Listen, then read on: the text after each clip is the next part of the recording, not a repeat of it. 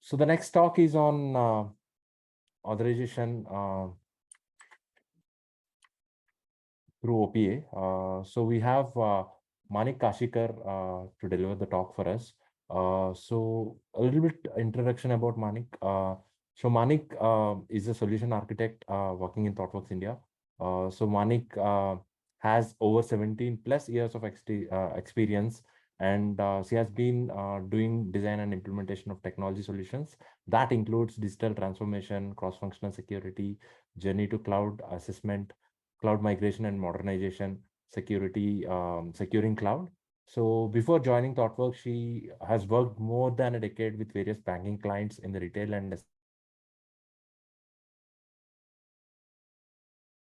SME, been working extensively in security domain across various dimensions like security, access, communication, and data. Manik is multi-cloud certified and has been active advisor and member of Women in Cloud, Women in Technology, and Women Who Code communities.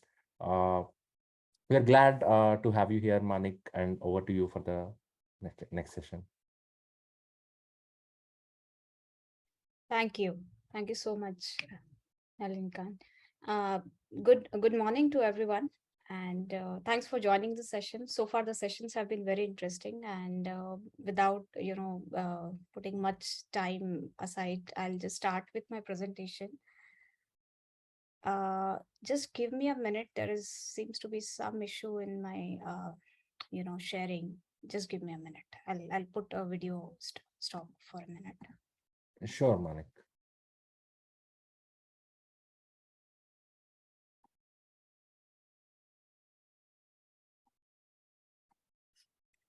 Yeah, this is better now. All right. So, as already been said, my topic for today is authorization using policy as code, and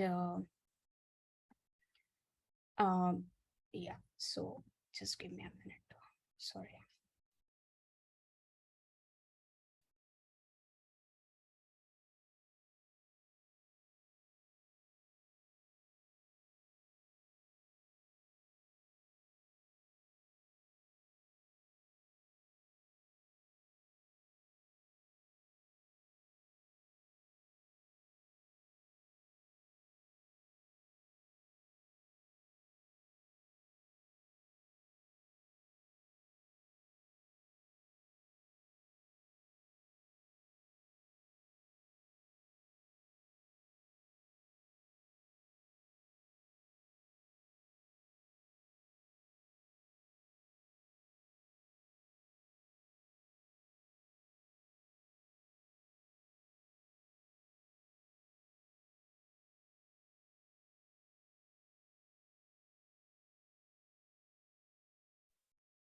Hello. Sorry for the delay. I hope my screen is visible and I'm also audible well. Yes, yes, Yes, Manik. Manik. Perfect. So, yeah. Okay. So, for the topic of today, policy as a code to be implemented for the authorization. The agenda goes like this: that we'll set up and we'll get we'll understand a couple of key terms and set up some ground. We'll understand what is that traditional authorization system couldn't do and why we need to bring here the policy based controls. We'll deep dive into the OPA, the key concepts, how what OPA consists of, what are the various deployment models that OPA provides, and a little bit of comparison amongst them. And then will deep dive onto the enterprise wide or an industry based use cases and the problems, and we'll try to the design the solution for it. So yeah, here we go. Couple of basic things. What is policy? I'm sure everybody know, but I'm just trying to reiterating. So policy is nothing but a set of rules that we apply, and those rules are nothing but a combination of what privileges the user has and for what those privileges have been assigned to the users. Meaning, the user may have been able, may access lot of resources, files, etc. So what all actions are allowed for that user on that particular resource. So for example, for a file, I as a user is allowed to edit the file, whether I can delete the file. So those are nothing but the actions and the permissions that are allowed for user A on a resource. So again, just reiterating, a rule is a combination of permissions and the actions which are aligned to a user and the resources. Once we define those rules, those set of rules form a policy, and that policy we apply to the rule. So how and what is an association between a user role and a policy? So we apply the policy to the role, and user has been associated to the role. So we grant a particular user or any user or multiple users and associate them to a particular role. So the roles could be a, let's say, administrator role, a pure normal user, a guest user, an administrator, etc. And based upon the role that a user carries at any particular point of time, the different policies which stand underneath of a role, they gets implemented and they gets enforced. In a typical, so when it comes to the policy, as I said, it is nothing but a set of rules. But to what extent, what are type of various policies that we can apply? So typically at a very high level, we have a coarse grain policies as well as the fine grain policies. Now, what is the difference between those two? So the coarse grain policies are nothing but those policies which deals with a very high level set of permissions, meaning I wanted to access an application, um, yeah, and that's it. Or I wanted to access a service. This is a simple rule I have applied, and this is nothing but a coarse grace rule. Now, let's take the same example and how we can convert it as a fine grain rule. I'm a user, I have access to service A, provided I am in the organization for more than a year.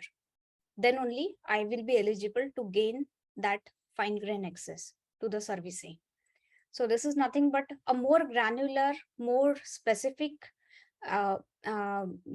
access. Whenever we provide a more specific access, it falls into the category of fine grained access.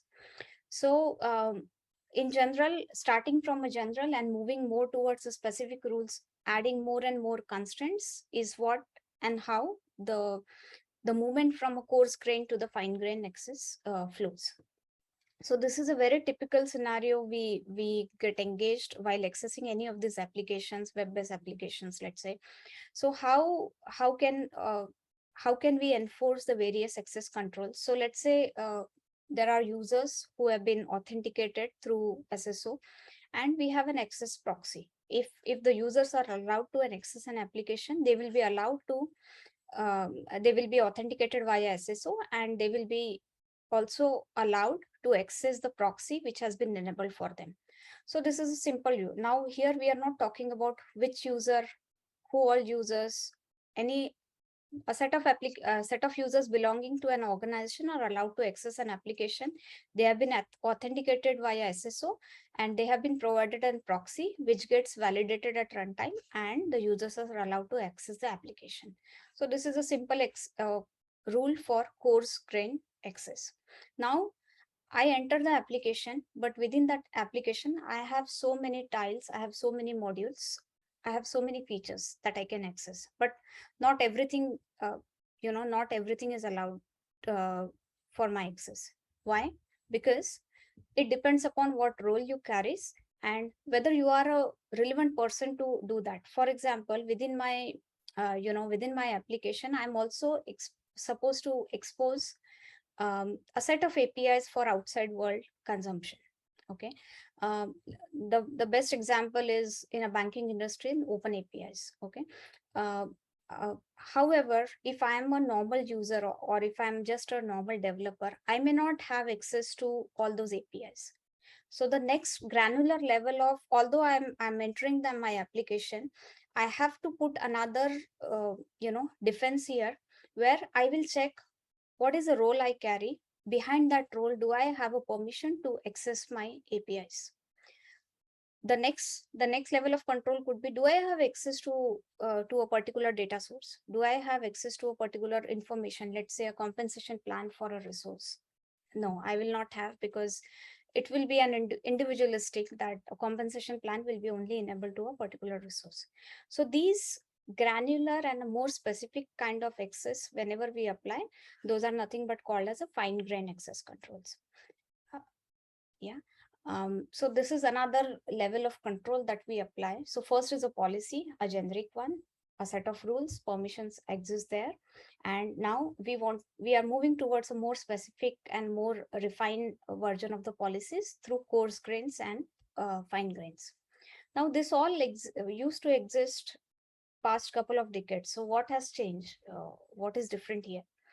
What are the now let's see what are the problems that we have while we, with a traditional approach, we still can implement these coarse grains, fine grain policy based controls. What are the challenges that we have?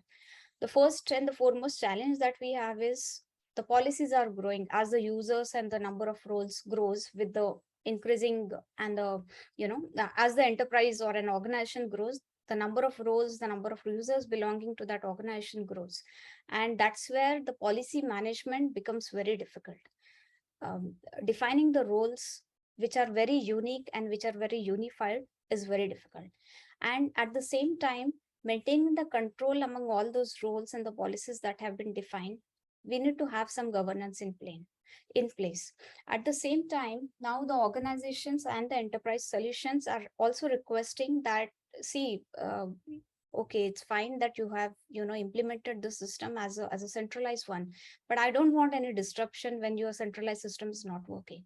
So somewhere we are also looking forward that irrespective, I wanted my authorization, my access control should be decoupled with any of other disruptions, in the sense that it should be decoupled with what is happening around the world. That if I have implemented my rules, if I have implemented my policies or the roles correctly, it should suffice to work perfectly for my enterprise solution. That has been a demand over the couple of years, and it is getting very difficult through the traditional authorization methods to handle and manage this kind of request. So traditionally, I'm sure all of us know about it, but I'll just give a quick 1-2 liners about each of these. So traditionally, we used to have we do have an access control list mechanism, which is simple table mapping. This is a ACL rule against which I what who all who all are allowed to who are all allowed, who all users or the roles are not allowed. So it's a simple key value mapping table which we will have. However, it is very static. That's the first problem it carries.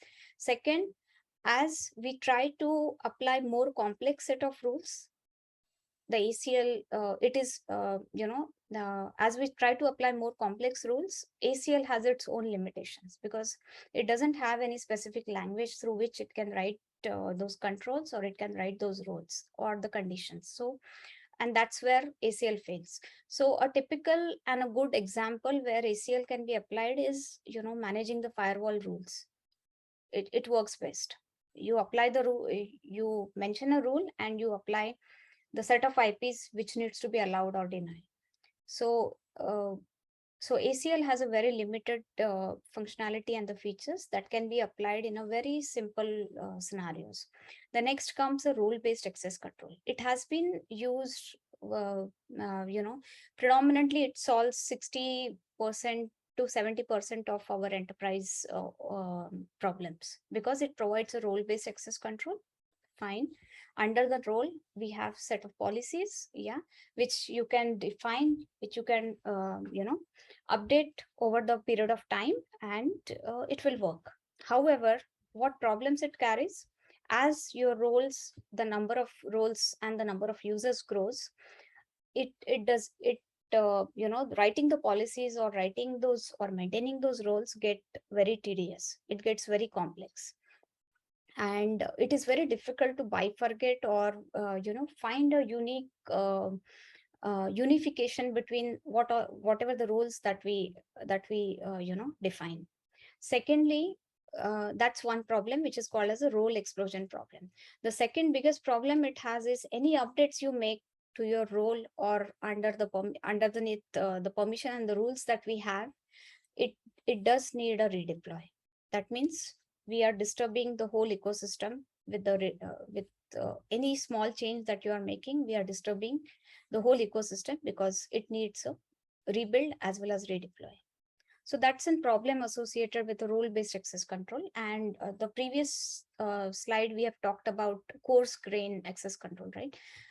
At a high level, you can definitely associate a coarse grain means role-based access control, and attribute-based access control is nothing but a fine grain. That is, we are moving from a generic to the more specific and a unified set of rules. Now, with the attribute-based access control, it does provide more capabilities to refine your roles, to go more specific in terms while defining the rules. All is well. However, the problem is it it adds, because we are making it more and more specific. The pattern in which we write it is through the XAML language, which is kind of a complex compared to JSON and YAML based. It limits the ability of the developers to basically debug and test the policies. It is very difficult and it is very tedious. Basically, it is not possible to test the policies when we are writing through XAML. And the policy, when compared with other solutions, the performance of this attribute based control is not so good compared to other solutions that we have. And hence, in order to take care of all those problems that we have discussed with these traditional authorization methods, there comes something called policy based access control or policy based authorization. Now, what it is? So first of all, again, this is a very standard flow that has been depicted here. The users have already been authenticated and they are just waiting to check the authorization, whether I'm authorized to access it or not. Yeah.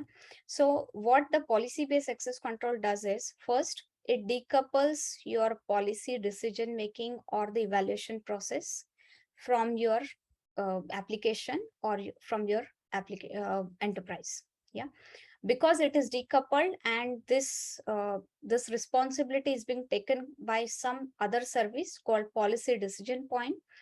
The evaluation of the policies and uh, the turnaround time of getting the response is very, very fast. Yeah, you can dynamic. The third problem that we saw in our previous slide is about whenever there are happening any updates in the policy, we have to rebuild, reboot, etc. So with this policy based access control, you can very well dynamically update the policies, and it doesn't need any rebuild or redeploy because it is all pure YAML based files, and it can definitely apply the changes dynamically. It helps you to implement both fine grain as well as coarse grain control very easily and in a very understandable manner. Next, treating the policy as a code. So we are moving more into the developer kind of a mode, which help us to easily govern, control, and version these policies. Though we have to take care of policy version controlling, but it helps us to perform all those engineering practices and the ceremonies that we typically do in our pure application development projects. Yeah. Now let's see here what is happening.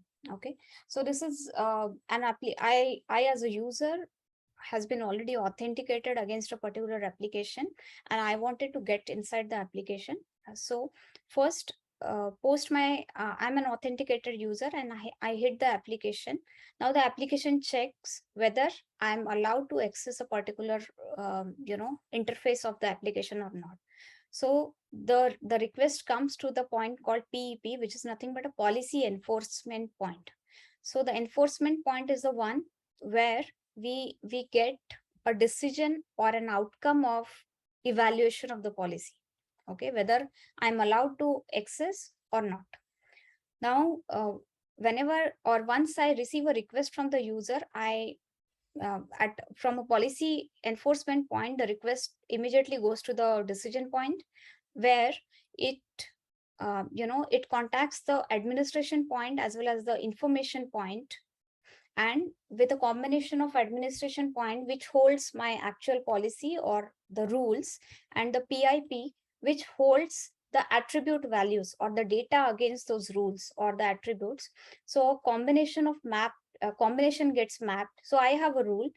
That rule, Manik has manager role. Can I access a compensation database? Manik wants to access a compensation database. So first of the rule will be will reside at a PAP point, and the data belonging to me as a user Manik will reside in a PIP point. So through this policy DB, I will this whole system will fetch the data Manik, what role, manager, access to the compensation portal. Okay, this all data will be fetched dynamically. This rule against the data which got fetched will be executed at a policy decision point, and the outcome of this decision will be sent back to the PEP point, which enforces the decision in the form of either allow or deny. Okay, and basis, if it is allowed, the user will be allowed to enter, and otherwise user will be denied to access the application. So that's how the policy based authorization works. And one of such tool, or the open source policy engine that we have is called Open Policy Agent, called OPA, which provides and facilitates us to apply or implement the policy based access control or policy based authorization. Now, quick brief in terms of what is OPA, and how it can help, and its features actually. So OPA is an open source policy engine. It is written in Go. It provides it provides with a base image, and on top of that it allows the developers to customize those policy bundles and the policy images aligned to with respect to your own organization requirement. So it provides an easy integration. It has some set of plugins which you can easily integrate with your IDEs, and through that it facilitates a very faster development. In addition, it provides some tools for build, test, and debugging of those policies at runtime during your development. As we have already discussed, it definitely decouples the policy logic and the decision making from your application, and hence it is very faster. It can act as a policy enforcement point if required, but majorly most of its use cases and the purpose it suffices, it acts as a policy decision point.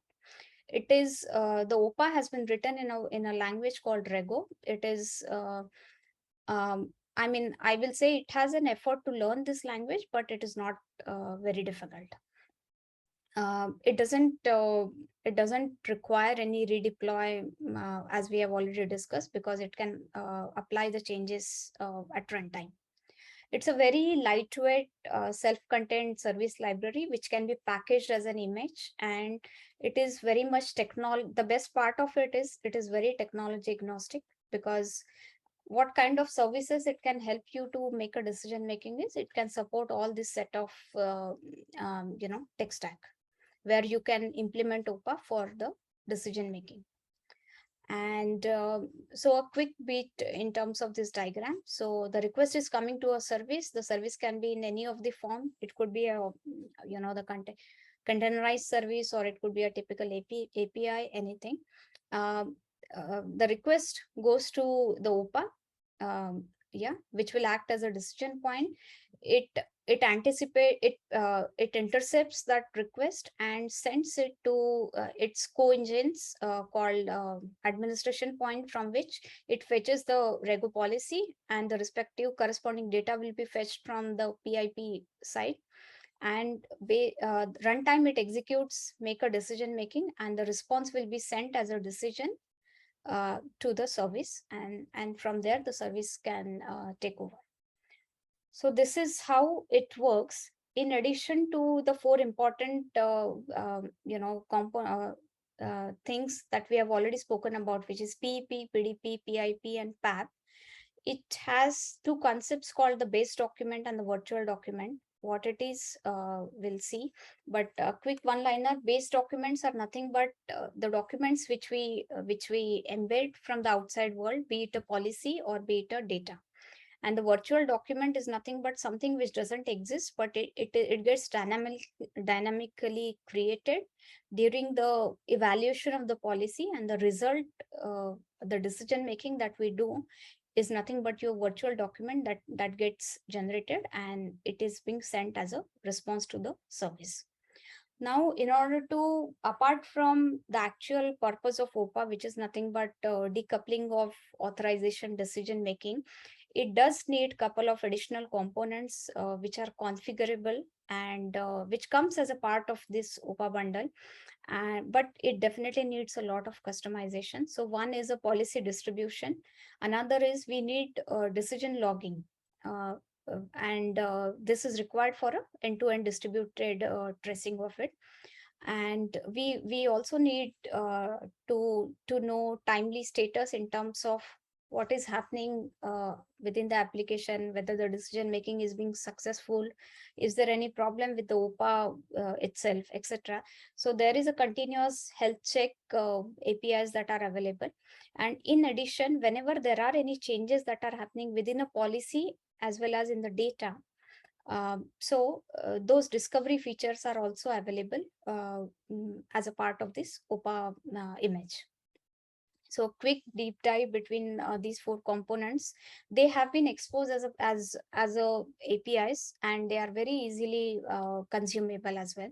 So bundle is nothing but a set of policies which are exposed through the REST APIs. The decision log helps us to to collect the logs in terms of the runtime decisions against the policy evaluation that is happening.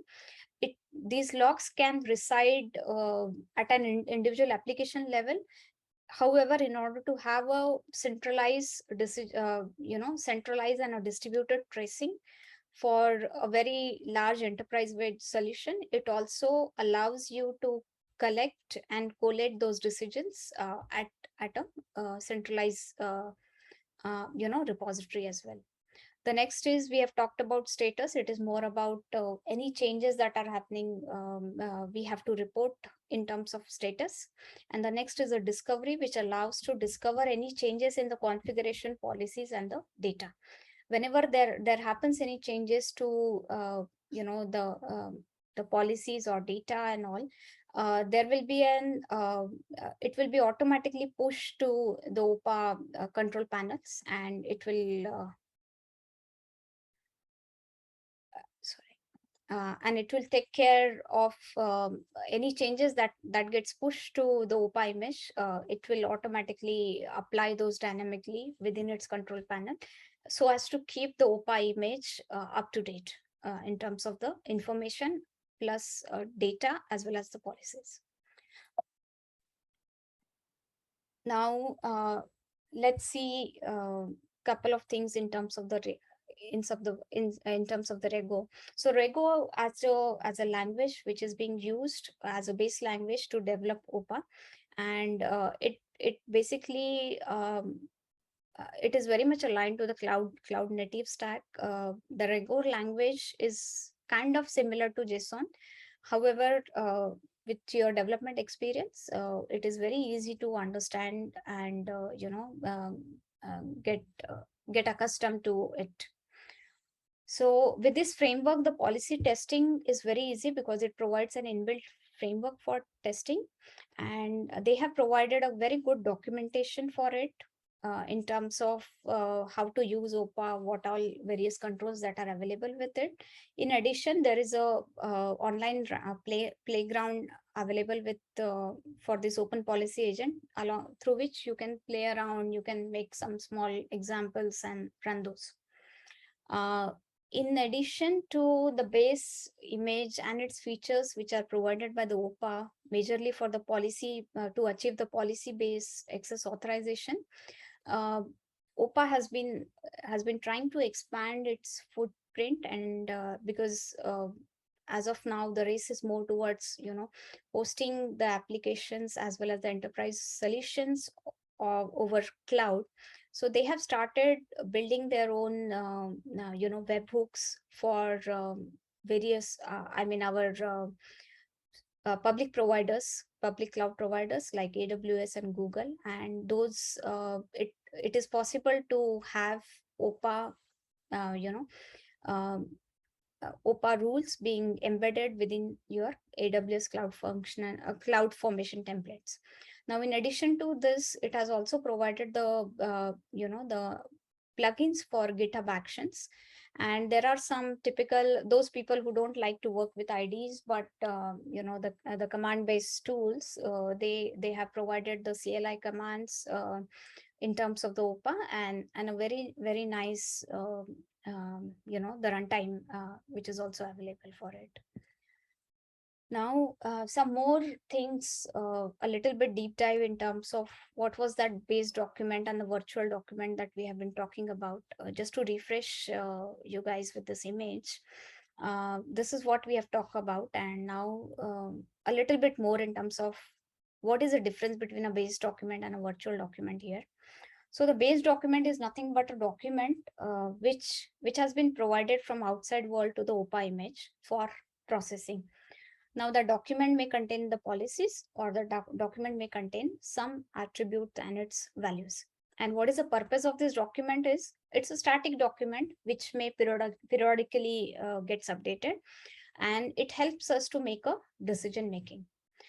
The virtual document, as I said, it gets generated at runtime, and it is nothing, it carries the decision of policy evaluation.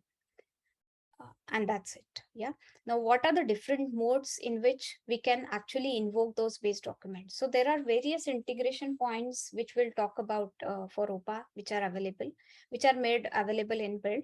But the execution or integration of OPA with the base documents can happen with a simple both ways. It can be asynchronous, it can be synchronous, and through the push and pull mechanisms. So it has provided the provision for all those four variances: synchronous push and pull, as well as asynchronous push and pull. And here is a very high level outline in terms of what differences it carries in terms of while chosen any of the model.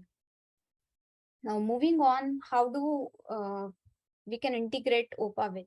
So there are two, of course, it is through the APIs, and it is very easily consumable and is easily understandable. So there are the APIs that have been exposed or already built in by by OPA. They belong into two typical categories. One is for the evaluation, and another is for the management. So when we talk about the evaluation set of APIs, so it is more about, it has to do with the decision making at runtime.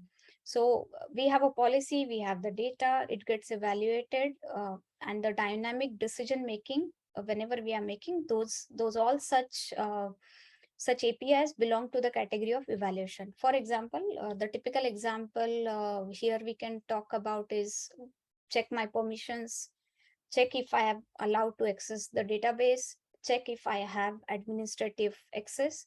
So all these kind of APIs evaluation, whenever we are making, these fall under the category of evaluation. Now, there are two ways to handle it.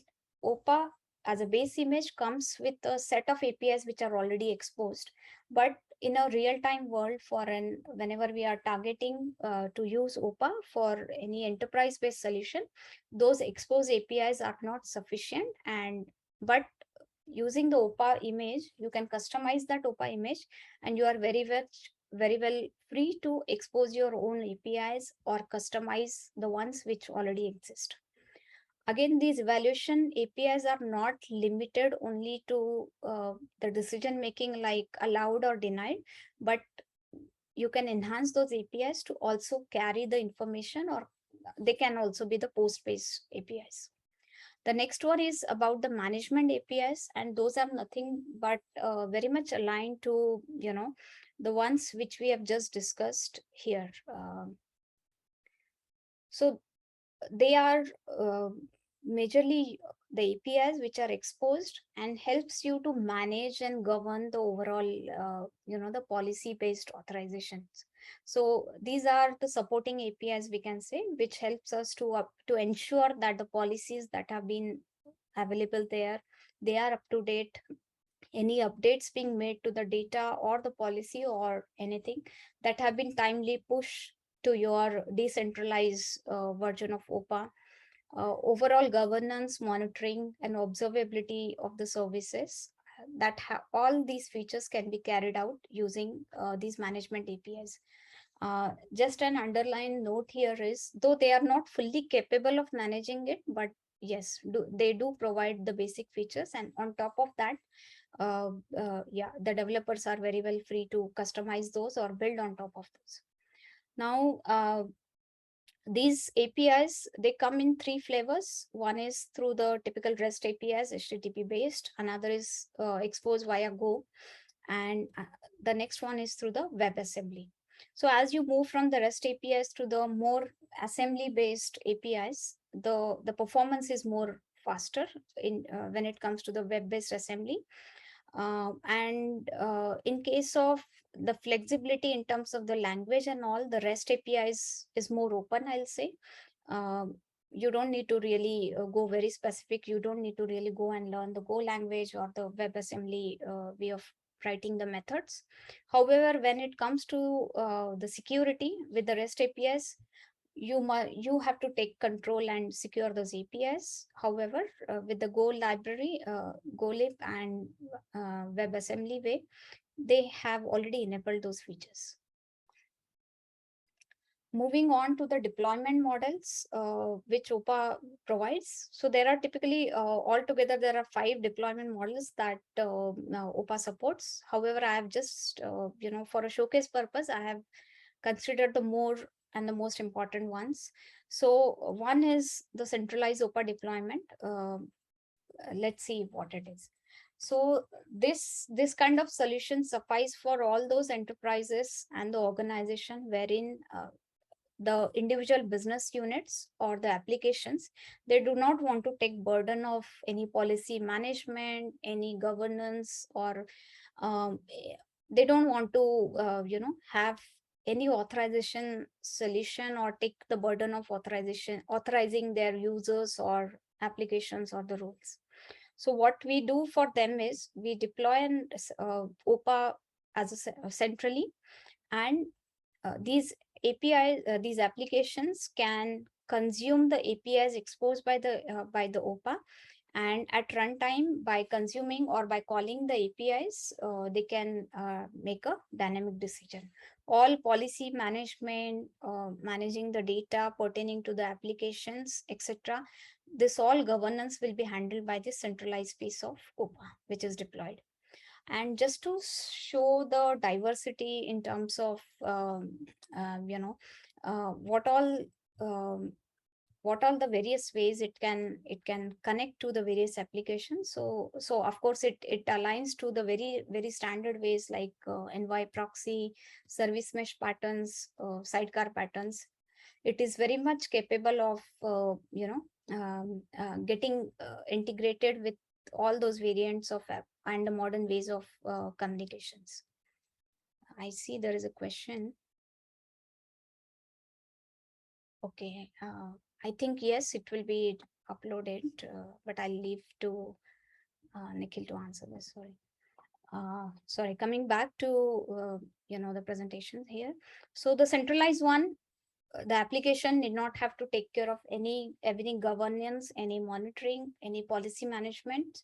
They simply have to call the OPA APIs which are exposed and do the decision making runtime. OPA will take care of connecting to their the information system, nothing but the data source, to retrieve the informations at runtime, and OPA will maintain the policies and the upgrades and the versioning centrally.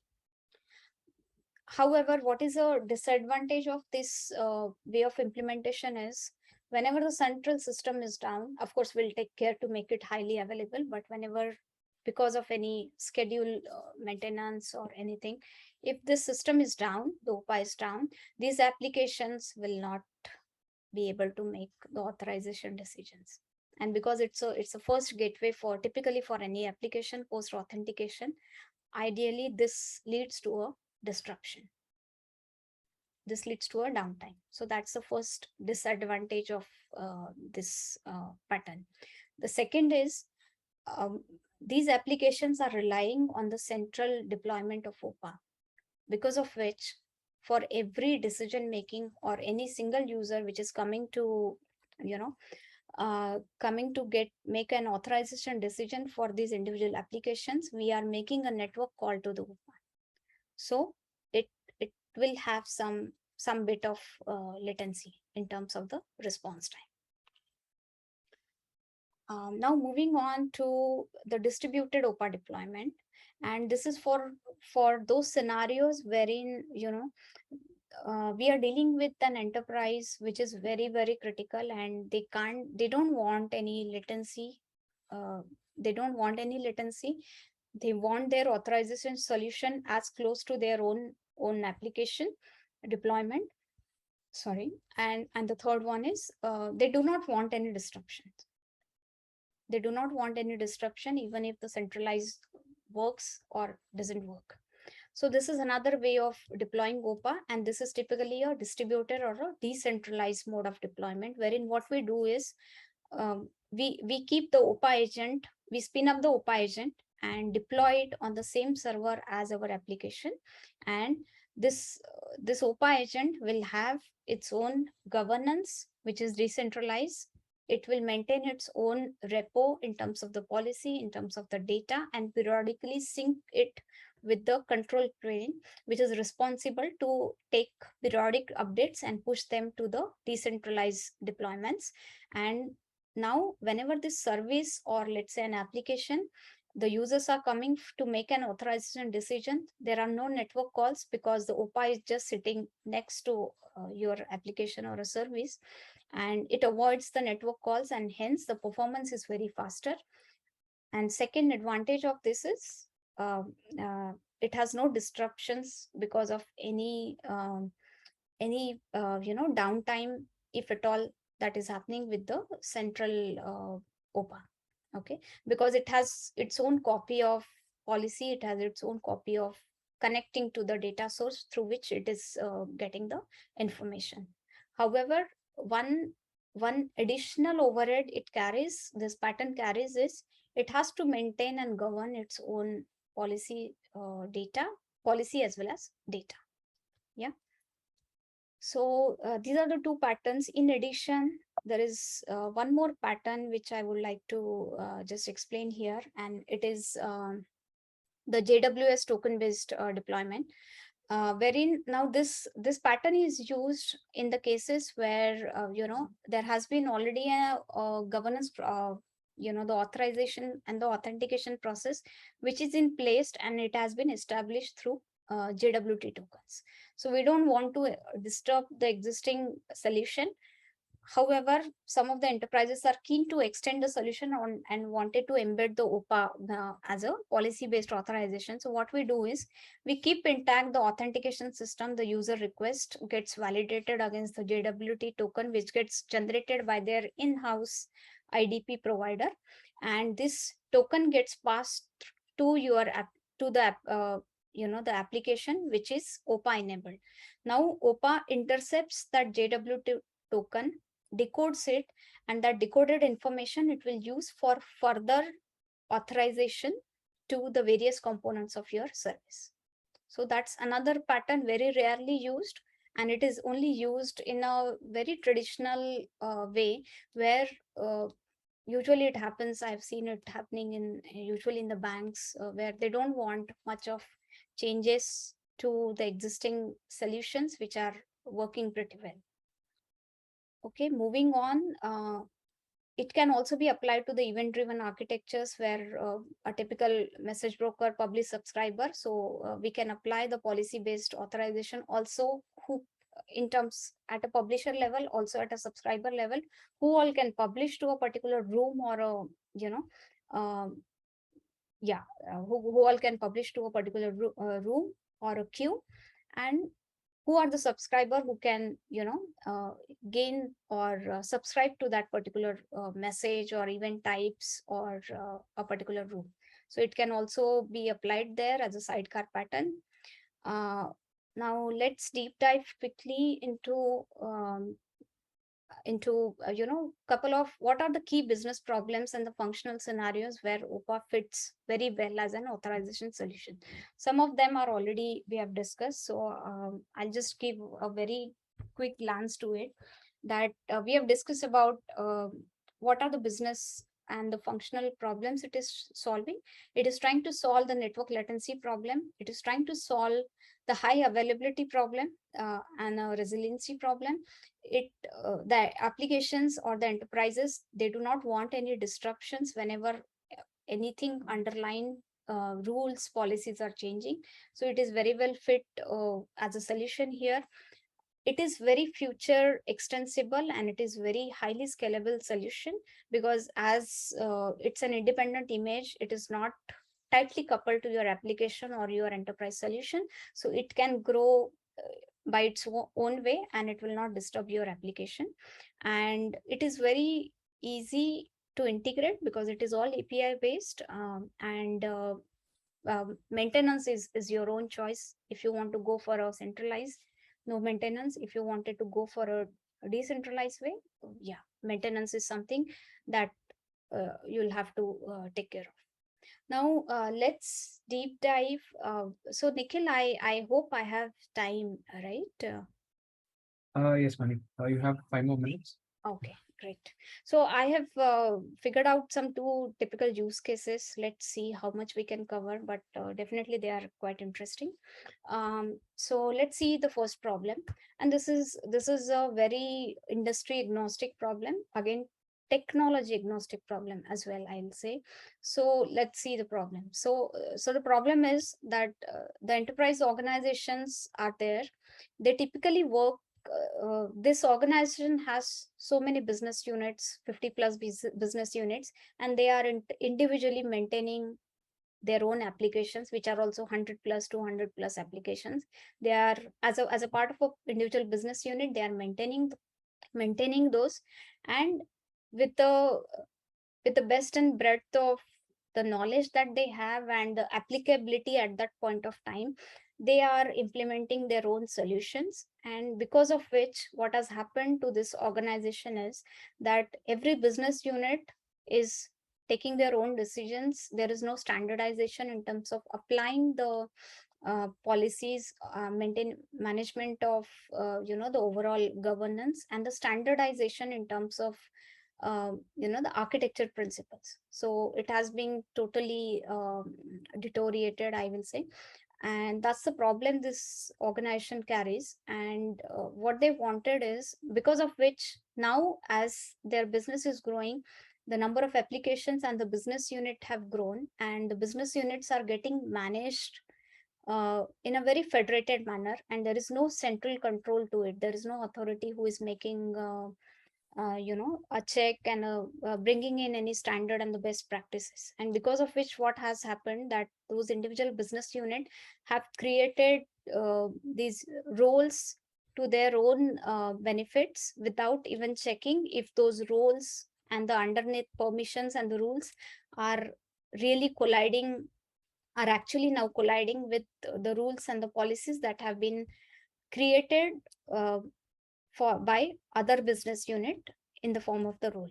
So this is a problem they are trying to solve. And what this enterprise is looking for is, they wanted to make first decouple the administration and the complete authorization process from these business applications. They wanted to bring in a central COE here, which will bring in this standardization and a central governance. And they wanted to bring the standardization in terms of the role and its definition and the enforcement pattern. And so the reason they wanted to bring it is, one, they wanted to make a standardization, make a solution which is more future ready.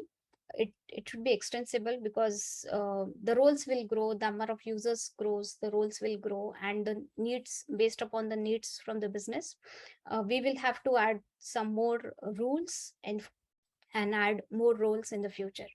So that's where they are looking for, the solution that they are looking for is, they are looking for someone to administer their complete roles, users, and the policies. They want a authorization solution which completely decouples and acts as a central solution when it comes to the design.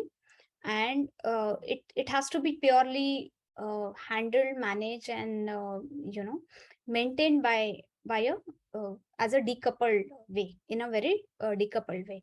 At the same time, though, they want the solution to get applied in a very distributed manner, in a very decentralized manner. They still want a end-to-end traceability that it's to be achieved. So this is a solution design that I'll say, which we can apply to this problem. So what we are trying to do is we are trying to solve here the problem 1, 2, and 3.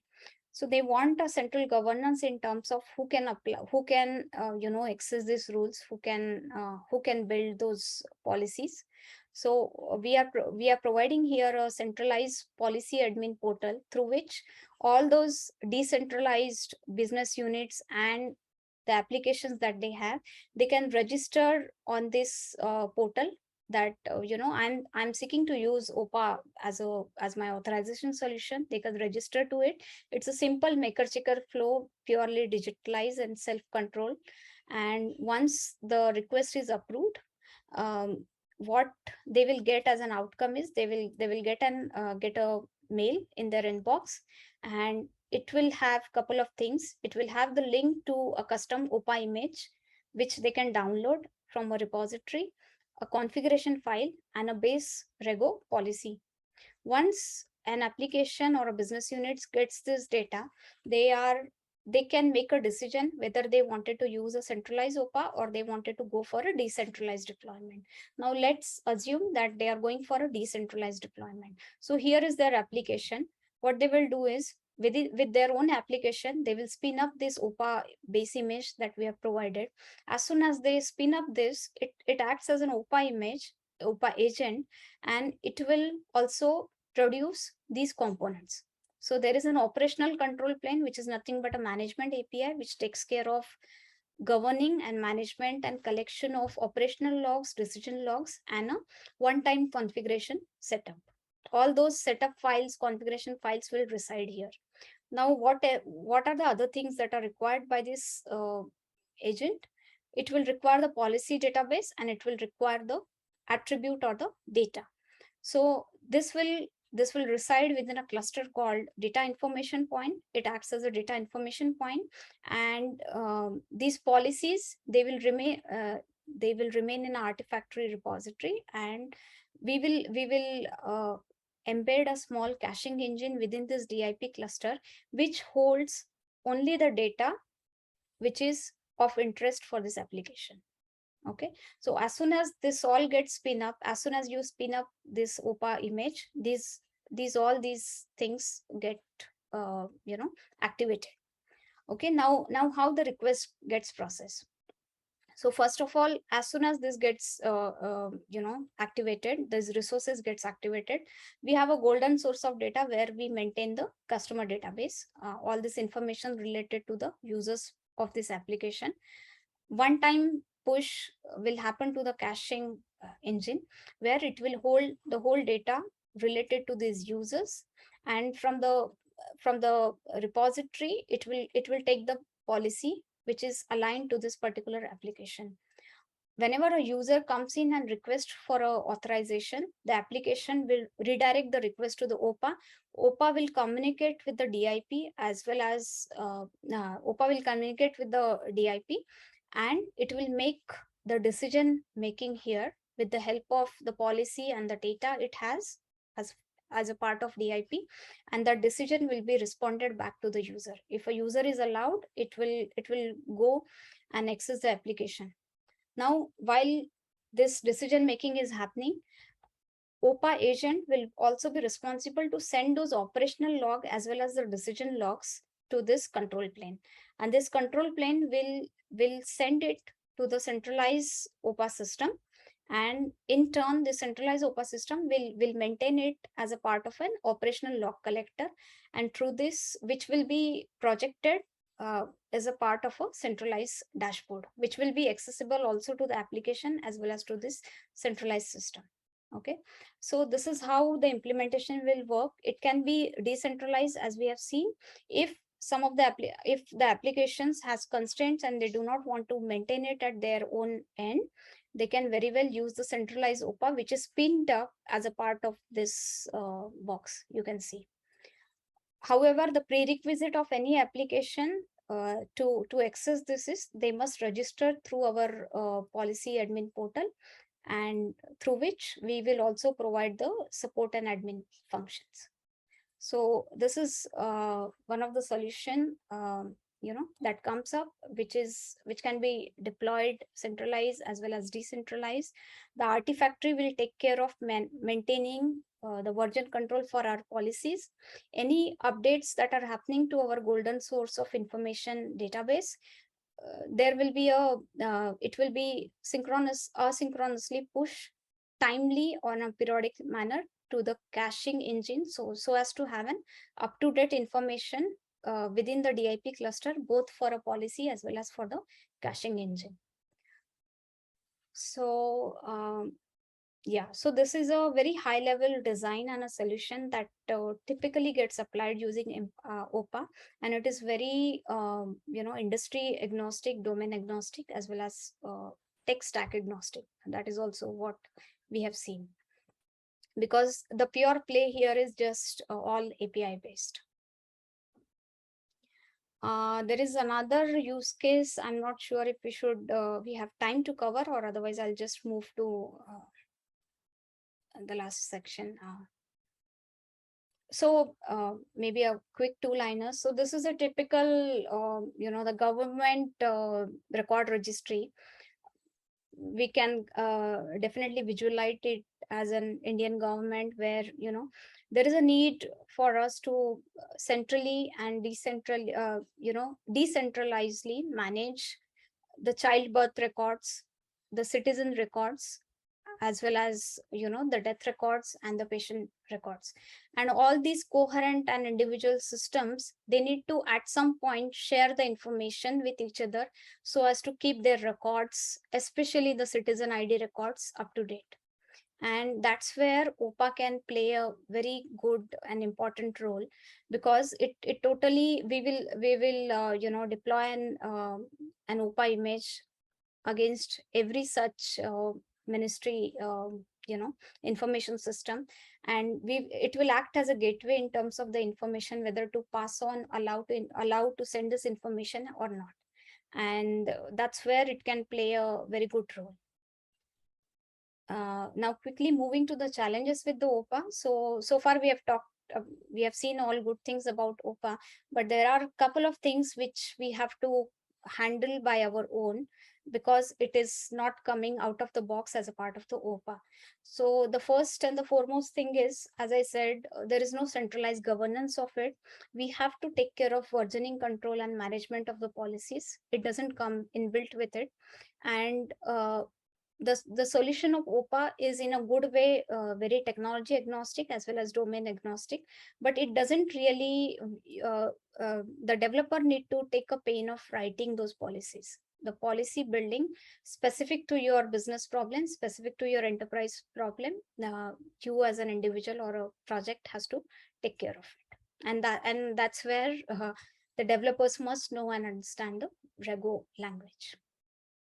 So I think that's all I have today. I'm opening the forum to if there are any questions. Thank you, Manik. Thank you so much for your talk. I think this has been very informative. And I think the entire talk also has touched upon a lot of areas of the OPA. And I think that has given a really a deeper insights of how things work with OPA. Yeah, I think there was one question that was asked. Can we also integrate OPA with SaaS apps like Atlassian and Salesforce product for managing Yes. user information? Okay.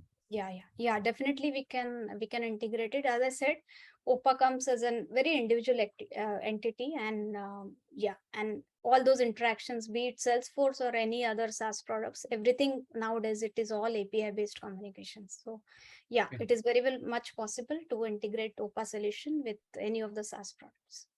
Okay. There was this one more question that was asked in the chat. Is there any tool or scanner to check any misconfiguration in OPA? Unfortunately, not. Unfortunately, not. We do not Oh, have. Yeah. okay. No. Yeah, I think we are good with the set of questions as well. Thank you so much, Manik. Thank you so much for joining us as a speaker. Uh, it was pleasure having you as well as a speaker here. Thank you. Thank you so much.